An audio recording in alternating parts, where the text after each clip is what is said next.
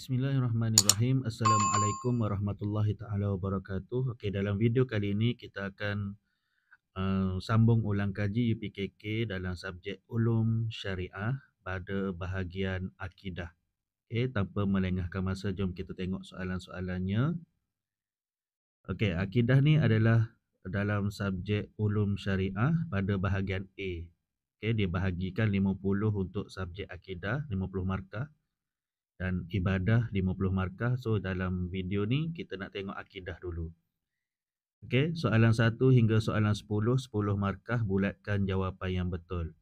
Okey, soalan 1. Beriman kepada hari kiamat merupakan rukun iman yang ke? Alif 5, Ba 6, Jim 4, Dal 3. Okey, kita tengok rukun iman. Okey, rukun iman. Okey, 1, beriman kepada Allah. 2, beriman kepada malaikat. 3, beriman kepada kitab. 4, beriman kepada Rasul. 5, beriman kepada hari kiamat. 6, beriman kepada qada dan qadar. Okay, so kat sini beriman kepada hari kiamat adalah rukun iman yang kelima. So 1 jawapan dia alif. Okay, seterusnya soalan yang kedua. Okay, soalan yang kedua, kitab Zabur. Okay, kitab Zabur diturunkan kepada Nabi. Kepada Nabi mana? Okay, Nabi Muhammad. Alif, Nabi Muhammad. Al-Quran, kitab Al-Quran. Ba, Nabi Isa. Nabi Isa, kitab Injil. Jim, Nabi Musa. Nabi Musa, kitab Taurat. Dal, Nabi Daud. Okay, Daud adalah kitab Zabur. Okay, soalan dia, kitab Zabur diturunkan kepada Nabi Daud. Okey, soalan 3. Allah Esa dari segi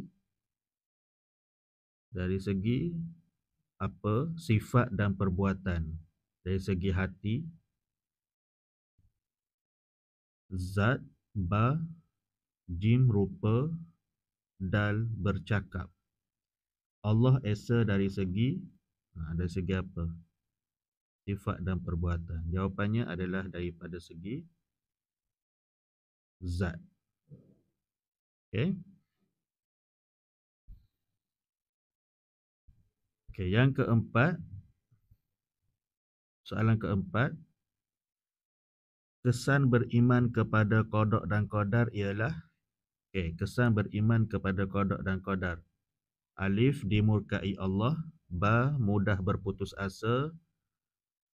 Jim, tabah menghadapi dugaan. Dal, tidak reda dengan ketentuan Allah. So, kesan beriman mesti perkara yang positif. Okay, mesti perkara yang positif. So, kat sini jawapan dia Jim. Kesan beriman kepada qada dan qadar ialah tabah menghadapi dugaan. Okay. Soalan 5. Allah berbeza dan tidak sama seperti makhluk. Allah berbeza dan tidak sama seperti makhluk. Kenyataan di atas berkaitan dengan sifat. Sifat yang mana? Mukhalafatuhu lil hawadis, qiyamuhu binafsih, ilmu, wahdaniyah. Okay, mukhalafatuhu lil hawadis,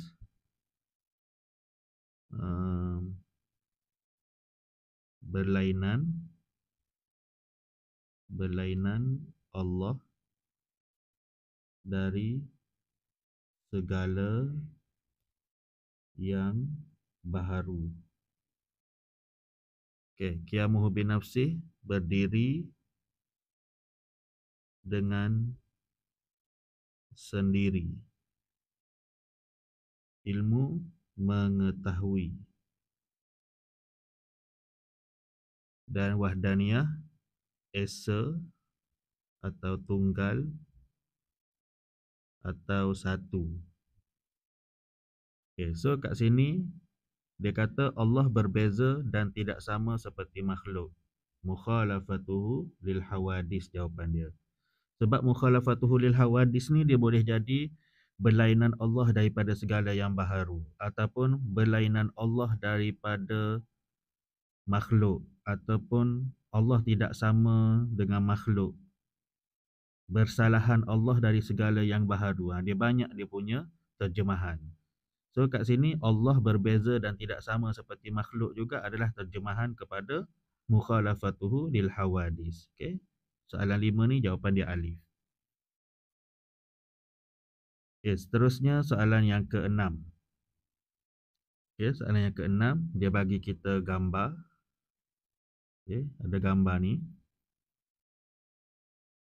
Okay, gambar ni adalah gambar ada macam ibu, ayah dan anak-anak tengah makan. Ada makanan dekat depan dia orang.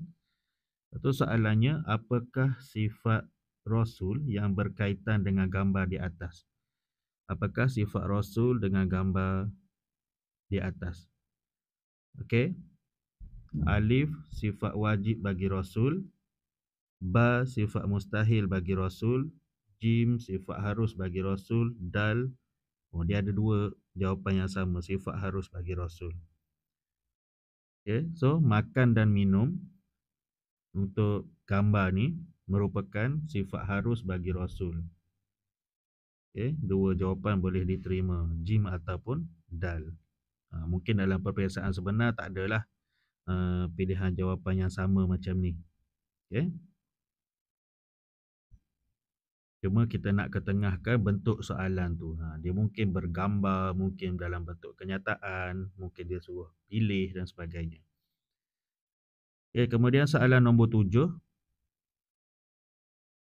Okay, soalan nombor 7. Allahu la ilaha illa huwal hayyul qayyum. Surah Al-Baqarah ayat 255.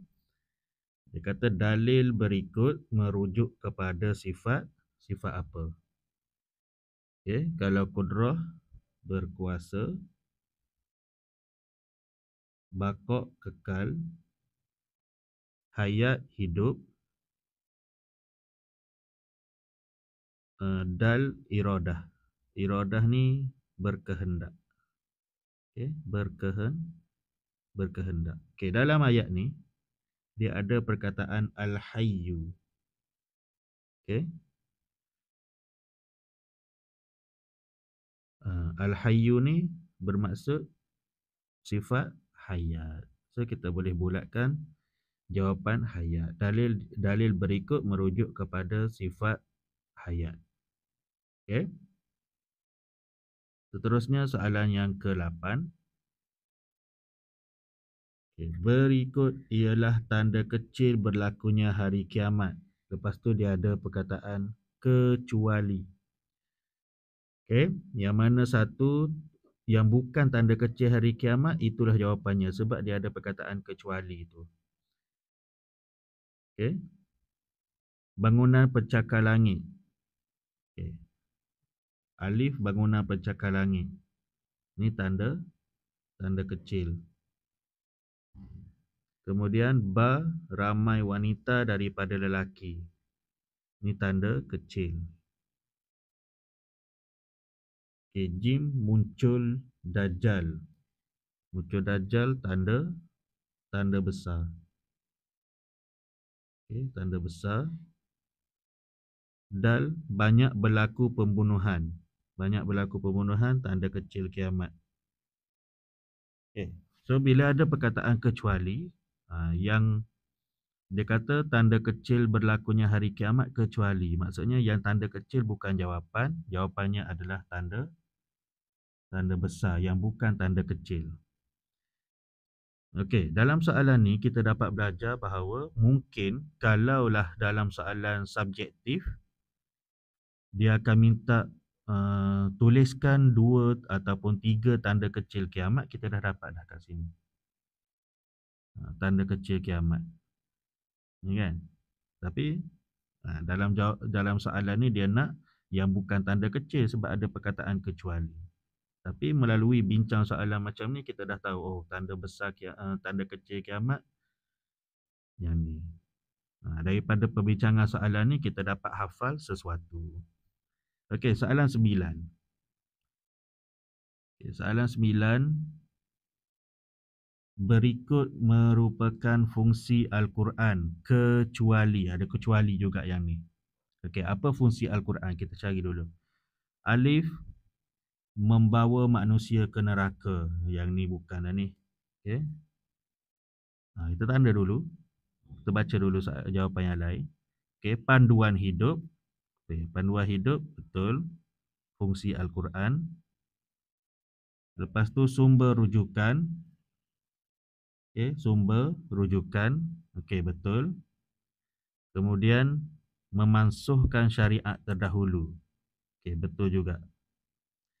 So, berikut fungsi Al-Quran kecuali. Kecuali apa? Membawa manusia ke neraka. Takkanlah Al-Quran tu membawa manusia ke neraka kan? Okey, itu jawapan dia. Kemudian soalan 10, para rasul. Okey, para rasul menyampaikan wahyu yang telah diberikan Allah Ta'ala. Okay, so, soalan dia, apakah sifat bagi rasul yang sesuai dengan penyataan di atas? Fatonah, tabligh, amanah, sidqu. Okay. Fatonah ni bijaksana. Okay. Tabligh, menyampaikan. Jim, amanah, jujur. Sidqu, benar. Okay. So dia kata dalam petikan dalam pernyataan dia ni ada perkataan menyampaikan. Okey, menyampaikan. So apa sifat rasul yang paling sesuai? Mestilah at-tabligh, menyampaikan. Sebab ada perkataan menyampaikan. Rasul tu tugas dia menyampaikan wahyu yang Allah telah berikan kepada dia kepada umatnya. So sifat bagi rasul yang sesuai adalah at-tabligh. Okey, soalan 11. Okey, soalan 11 dia kata isikan tempat kosong dengan jawapan yang disediakan. Okey, jawapan yang disediakan. Kena isi tempat kosong guna jawapan yang dia telah bagi. Okey. Kita tengok 11 hingga 15 jawapan, pilihan jawapan yang dia bagi al-zalzalah, amanah, jahil, kalam, ibrani, as-sa'ah. Okey. Soalan 11, kitab ialah apa? Allah yang diturunkan kepada Nabi dan Rasul yang terpilih. Kitab ialah, ini jawapan dia, kalam. Kitab ialah kalam Allah yang diturunkan kepada Nabi dan Rasul yang terpilih. Kemudian soalan 12, bermaksud goncangan atau gegaran yang berlaku pada hari kiamat. Jawapan kat sini ialah al-zalzalah. Al-zalzalah. Zalzalah bermaksud goncangan atau gegaran yang berlaku pada hari kiamat. Okey, 13. Allah mengetahui semua perkara dan mustahil Allah bersifat. Apa sifat mustahil? Allah mengetahui ni maksudnya Allah bersifat dengan ilmu. Okey, dan mustahil Allah bersifat jahil. Okey, jahil. Okey, kemudian soalan 14, bahasa yang digunakan dalam kitab Taurat ialah bahasa apa dalam kitab Taurat? So kalau kita tengok pilihan jawapan tu, perkataan yang berkaitan dengan bahasa adalah satu saja, Ibrani. Kalau tak hafal pun boleh jawab. Bahasa yang digunakan dalam kitab Taurat adalah bahasa Ibrani. Ibrani. Kemudian soalan nombor 15, Rasul merupakan seorang yang apa? Dan mustahil mereka akan berkhianat. Khianat lawan dia amanah. So jawapan kat sini, Rasul merupakan seorang yang amanah dan mustahil mereka akan berkhianat. Okey, soalan seterusnya, soalan 16 hingga soalan 20. Okey, tandakan right atau pangkah pada penyataan di bawah. Okey, penyataan yang betul tanda right, penyataan yang salah tanda pangkah. Okey, 16. Al-kitman adalah sifat mustahil bagi Rasul. Okey, betul. Al-kitman maksudnya menyembunyikan. Mustahil seorang Rasul itu menyembunyikan sesuatu yang Allah bagi wahyu kepada dia. Okey. Soalan 17, Allah hanya mengetahui perkara yang akan berlaku sahaja. Yang ni salah sebab Allah tahu semua benda. Bukan yang akan berlaku saja. Semua benda Allah tahu. Okey. 18, Nabi dan Rasul daripada kalangan lelaki. Okey, betul. Nabi dan Rasul tak ada daripada kalangan perempuan. 19, kita wajib beriman dengan sifat 19 mula. Kita 19 ni, kita tidak wajib beriman dengan sifat mukhalafatuhu lil hawadis. Okey. Yang ni salah sebab kita wajib beriman sebenarnya. Pernyataan dia kita tidak wajib beriman dengan sifat mukhalafatuhu lil hawadis. Salah lah.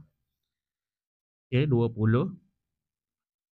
Okey, 20, Nabi dan Rasul terpelihara daripada melakukan dosa. Iaitu kalau kat sini terpelihara daripada melakukan dosa ni adalah maksum. Okey, so pernyataan ni betul lah. Rasul terpelihara daripada melakukan dosa. Okey, seterusnya soalan 21 hingga soalan 25. Padankan bahagian alif dan bahagian ba. Okey. Ini soalan suaikan.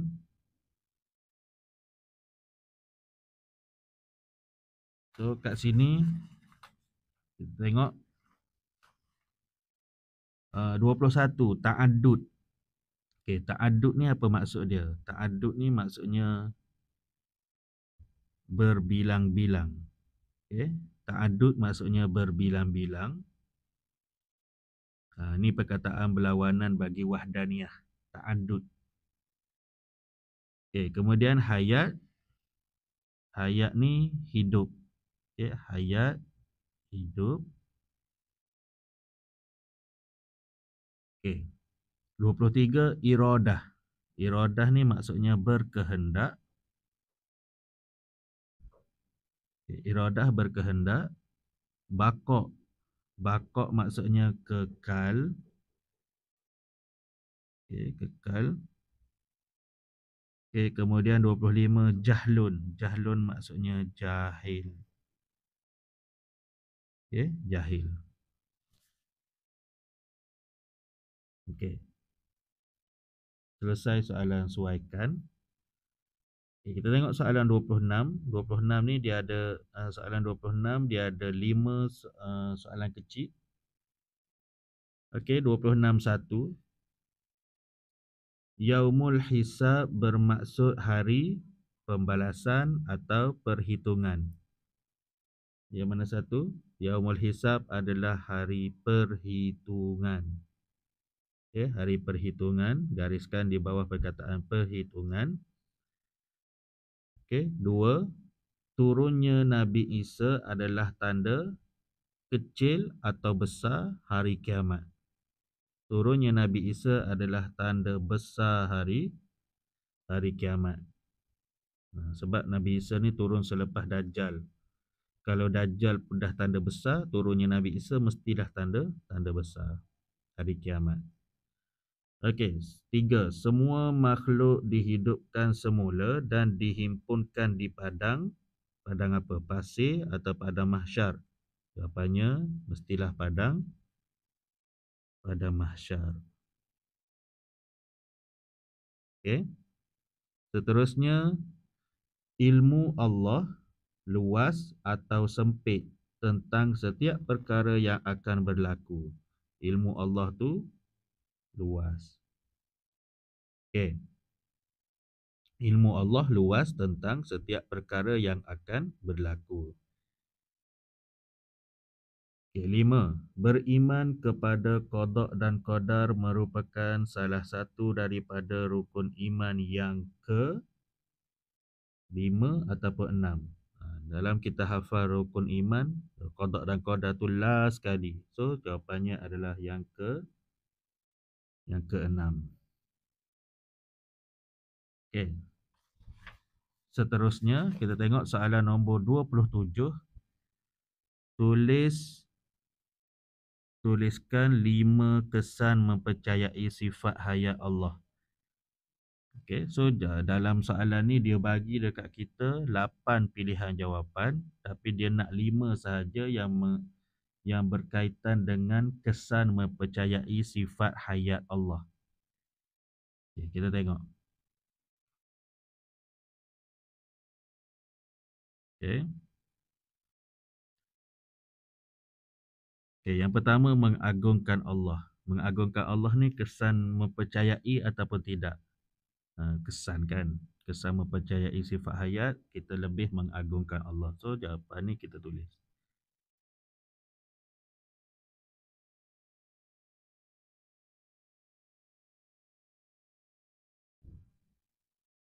Mengagungkan Allah. Okay, mengagungkan Allah. Okey. Terusnya, kita tengok jawapan yang kedua, sentiasa mengingati Allah. Okey, sentiasa mengingati Allah. Okey, betul juga. So kita tulis kat bawah. Sentiasa mengingati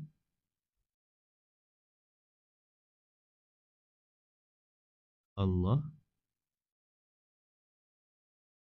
Okey. Kemudian menginsafi kelemahan diri. Menginsafi kelemahan diri ni pun betul juga, kesan mempercayai sifat hayat Allah. So, kita tulis menginsafi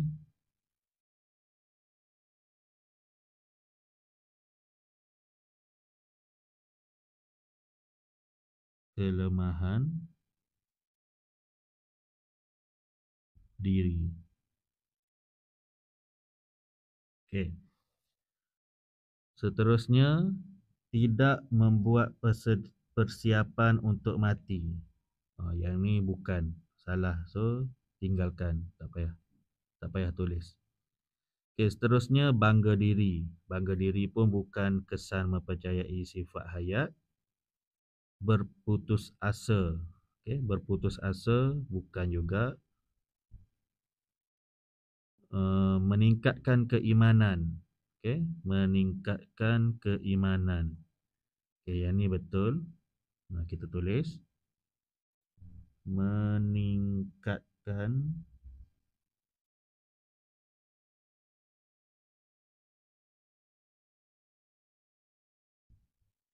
keimanan.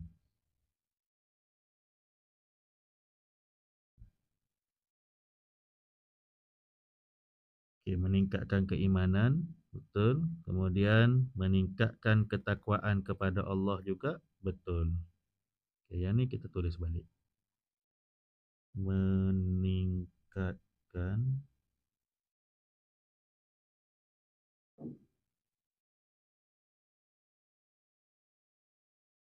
ketakwaan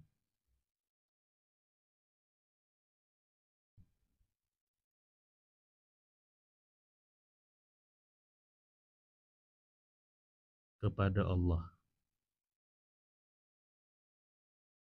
Okay. So, selesai kita tuliskan 5 kesan mempercayai sifat hayat Allah.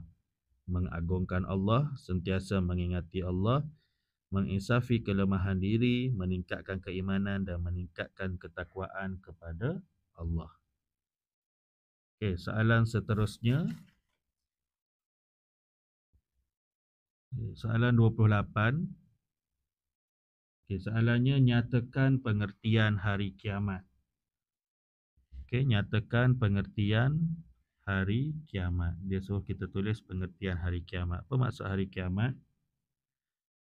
Okey. Hari kiamat ialah hari kebangkitan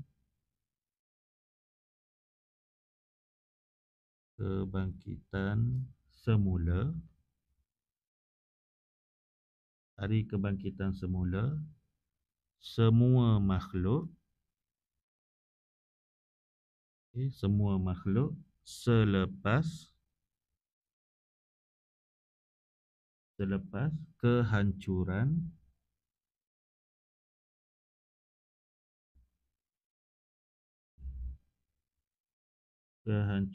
alam ini. Kehancuran alam ini. Okey. Kemudian soalan ba, tulis satu kesan beriman dengan sifat ilmu. Tulis satu kesan beriman dengan sifat ilmu. Dia nak satu saja. So kita tulis kat sini kesan beriman dengan sifat ilmu adalah suka menuntut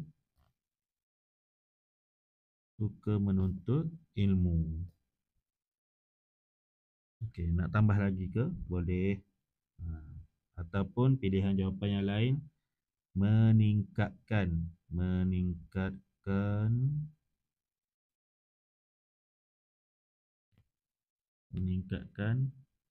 ketakwaan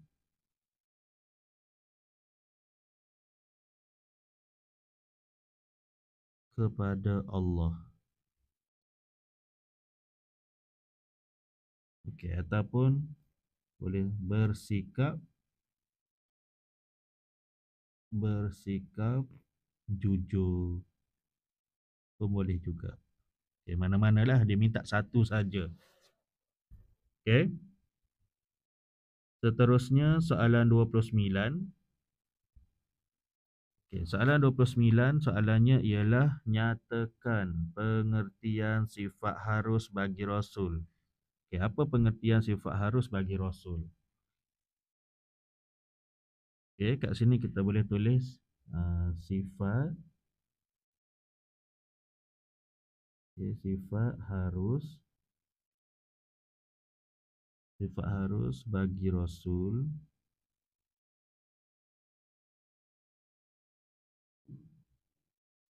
ialah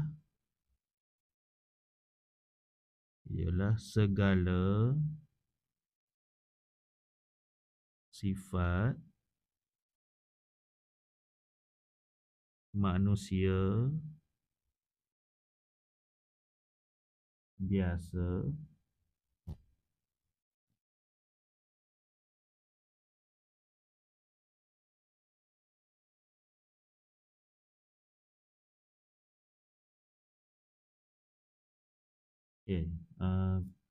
segala sifat manusia biasa yang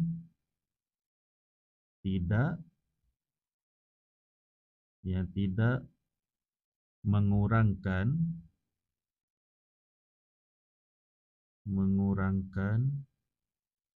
ataupun menjatuhkan martabat lah, mengurangkan kedudukan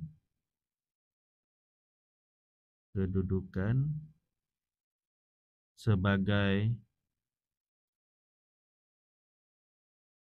sebagai rasul. Maksudnya sifat yang manusia biasa buat.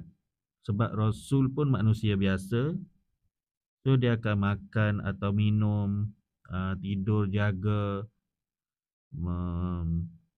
letih ataupun apa lagi, berniaga, bekerja dan sebagainya. Itu sifat yang ada pada manusia biasa, yang juga ada pada seorang rasul, tapi tidak mengurangkan kedudukan mereka sebagai seorang rasul. Itu maksud sifat harus. Okey. Kemudian tuliskan. Soalan nombor 29 bar, tuliskan satu akibat tidak mempercayai sifat iradah Allah. Apa akibat tidak mempercayai sifat iradah Allah? Yang pertama, dia minta satu sahaja. Kita tulis 3 lah kat sini. Boleh pilih-pilih jawapan nanti sambil-sambil hafal. Mana tahu soalan nanti minta 2 ke 3 ke. Lupa diri, merosakkan iman, merosakkan iman,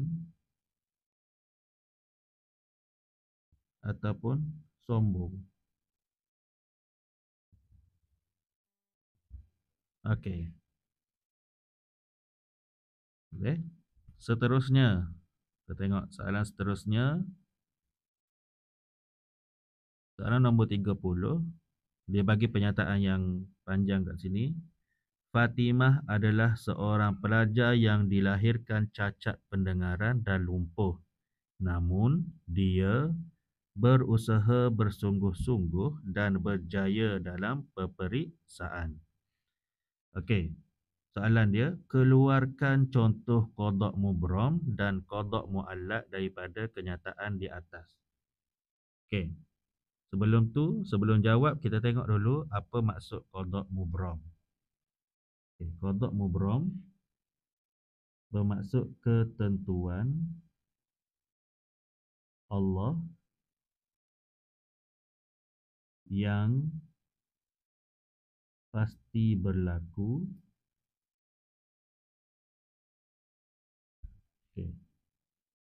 dan tidak boleh dihalang atau diubah oleh sesuatu. Okey, itu qada' mubram. Kemudian qada' mu'allaq. Qada' mu'allaq ni ketentuan Allah yang boleh berubah dengan adanya usaha, doa dan tawakal. Okey. Betul. Kemudian kita tengok balik. Kita nak cari qada' mubram dan qada' mu'allaq daripada pernyataan dekat atas. Okey. Qada' mubram, ketentuan Allah yang pasti berlaku dan tak boleh berubah dan dihalang. Kalau dalam pernyataan ni, kita boleh ambil kat sini. Dilahirkan cacat pendengaran dan lumpuh. Okey, boleh kita tulis. Okey, dilahirkan cacat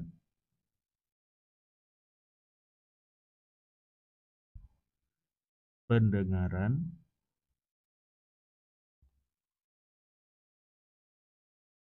dan lumpuh. Okay, yang ni qada mubram, qada yang tak boleh nak ubah dah.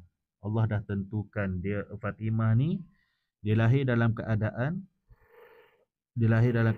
cacat dan lumpuh. Okay, seterusnya qada muallaq. Qada muallaq ni kita boleh ambil kat sini. Contoh dia, berjaya dalam peperiksaan. So nak cakapnya Fatimah ni walaupun dia dalam keadaan cacat pendengaran dan lumpuh, dia tetap berusaha. Okay, berusaha sehingga berjaya dalam peperiksaan. Okay, peperiksaan. Okay. Selesai qada mubram dan qada muallaq. Okay, seterusnya soalan ba. Okay, ni soalan yang terakhir lah. Okay, untuk bahagian akidah kali ni. Kita tengok isi tempat kosong. Soalan dia, isikan tempat kosong dengan perkataan yang sesuai. Qudrah bermaksud Allah Maha. Apa maksud qudrah? Tulis kat sini, berkuasa.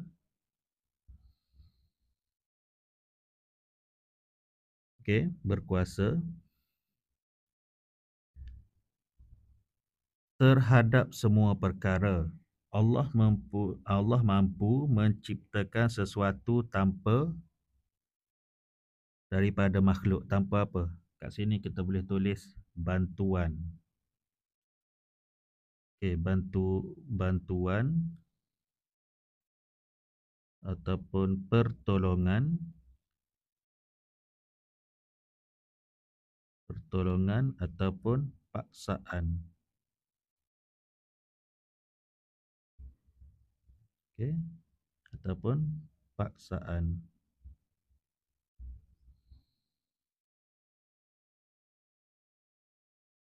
Okey, Allah mampu menciptakan sesuatu tanpa bantuan atau pertolongan atau paksaan daripada makhluk.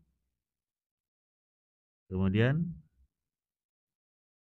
Allah itu bersifat lemah. So jawapan yang paling tepat nombor 3 ni adalah mustahil. Mustahil. Mustahil Allah itu bersifat dengan sifat lemah. Okey, saya rasa sekadar itu saja untuk video kali ini dalam kita nak ulang kaji pelajaran akidah dalam subjek ulum syariah UPKK, dan semoga video ini bermanfaat untuk kita semua dalam usaha kita untuk mengulang kaji pelajaran dalam menghadapi UPKK nanti.